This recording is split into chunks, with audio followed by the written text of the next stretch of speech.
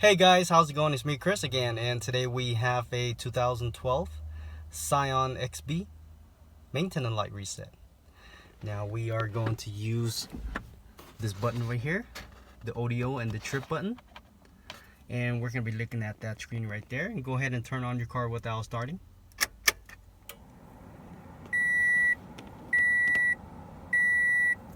As you can see, we are in the ODO. Make sure it's on the trip A, so go ahead and press that trip button. Go find trip A, just like that. Now when you get here, go ahead and turn off your car.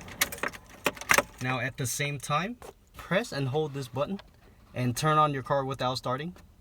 Press and hold. Give me a second. Turn on your car without starting, and you should see that blinker running, just like that.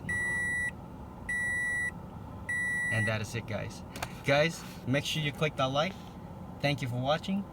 I'll see you next time. Bye-bye.